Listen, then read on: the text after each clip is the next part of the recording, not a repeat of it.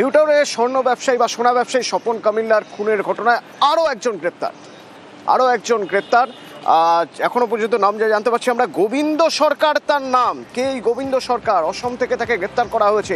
আরও জানবো, আমার সঙ্গে অনুপ রয়েছেন। অনুপ, এই গোবিন্দ সরকারকে তাকে কিভাবে অসম থেকে গ্রেপ্তার করা হয়েছে, তার বিরুদ্ধে কি অভিযোগ? তিনি কি সেই স্পটে ছিলেন?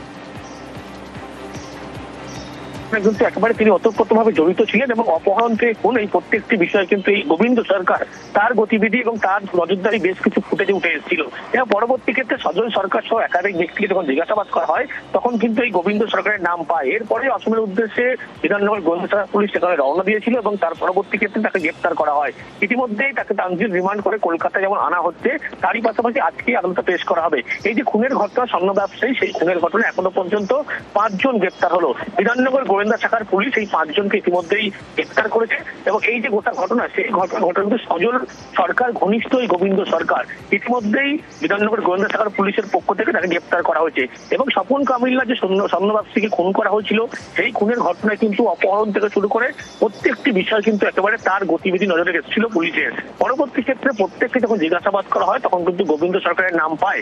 এর পরবর্তীতে পুলিশের পক্ষ থেকে তাকে গ্রেপ্তার করা হয়েছে এবং আজকে আদালতে পেশ করে হেফাজতে নেওয়া হবে। এবং খুনের ঘটনায় কিন্তু এই নিয়ে 5 জন গ্রেপ্তার হলো। যদিও ভিডিও কিন্তু আগাম জামিন পেয়েছে। 6 জনের নাম কিন্তু ইতিমধ্যে তদন্তে উঠে এসেছিল।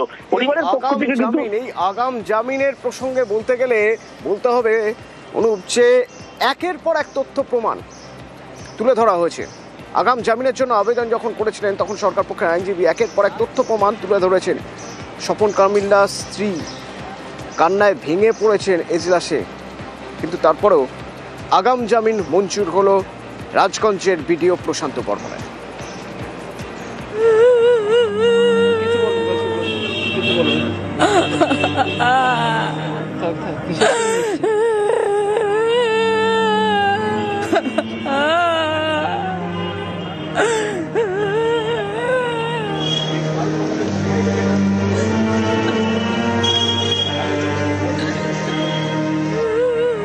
বারাসাত আদালত চত্বর, বুধবার এখানেই অঝরে কান্না। নিহত সোনা ব্যবসায়ী স্বপন কামিল্লার স্ত্রী মমতার চোখে জল।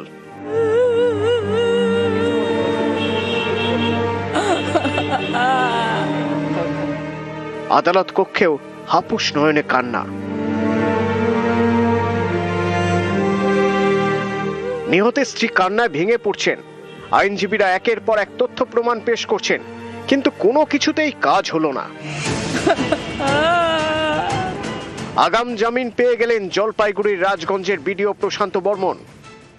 আমি তো জজ সামনে দাঁড়িয়েছিলাম, হাত জুড়কি ও বহুত কান্নাকাটি করছি আমি, কিন্তু জজ আমার দিকেও তাকালো না, ও ভিডিওকে জামিন দিয়ে দিল।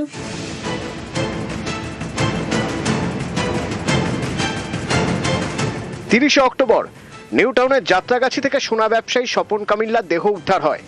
জলপাইগুড়ির রাজগঞ্জের বিডিও প্রশান্ত বর্মনের বিরুদ্ধে খুনের অভিযোগ দায়ের করে নিহতের পরিবার। এরপর 11 নভেম্বর মঙ্গলবার বারাসাত জেলা আদালতে আগাম জামিনের আবেদন জানান বিডিও প্রশান্ত বর্মন। বুধবার ছিল শুনানি।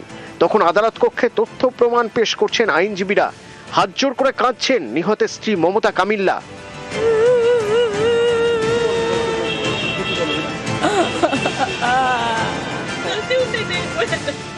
এসব কোনো কিছুতেই কাজ হয়নি।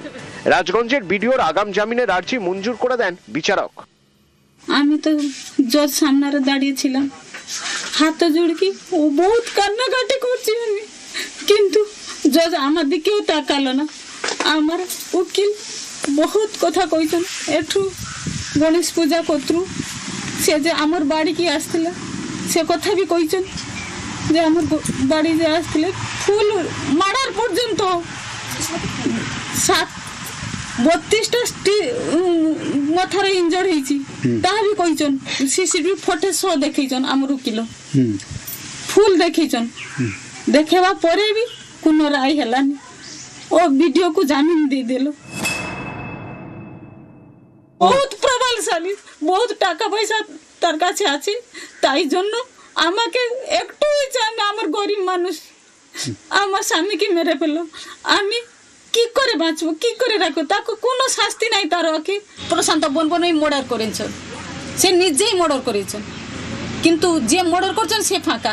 আমি চাইছি যে প্রশান্ত বর্মনকে অ্যারেস্ট করুন। বুধবার বারাসত আদালতের শুনানির সময় সরকার পক্ষের বিশেষ আইনজীবী বিভাস চট্টোপাধ্যায় জানান, নিউ টাউনের ফ্ল্যাটে নিয়ে গিয়ে সোনা ব্যবসায়ীকে মারধর করা হয়। বিডিও প্রশান্ত বর্মন বেল্ট এবং জুতো দিয়ে মারেন।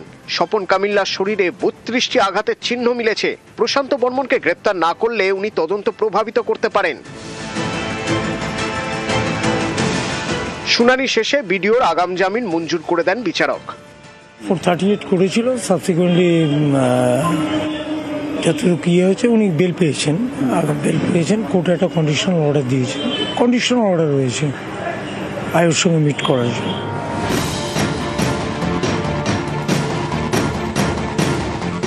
সোনা ব্যবসায়ী খুনে অভিযুক্ত রাজগঞ্জের বিডিও। কয়েকদিন আগে রাজগঞ্জে বিডিওর বিরুদ্ধে অনেকেই ক্ষোভ দেখান, আর এখন সেখানে কেউ ভয়ে মুখ খুলছেন না। সব বিক্ষোভ উধাও। কোন মন্ত্র বলে বিডিও আগাম জামিন পেয়ে গেলেন বুঝতে পারছে না রাজগঞ্জ। এটা হচ্ছে একটা বড় মাপের ষড়যন্ত্র চলছে। প্রশান্ত বর্মন একটা শিডিউল কাস্ট কমিউনিটির ছেলে, তাকে কিভাবে দাবাং থেকে মাটিতে শোয়ানো যায় সেটারই একটা চক্রান্তকারীরা চক্রান্ত করে যাচ্ছে। কিন্তু আমি একটা কথা বলছি, চক্রান্তকারীদের চক্রান্ত থাকবে না, দাবাংই থাকবে।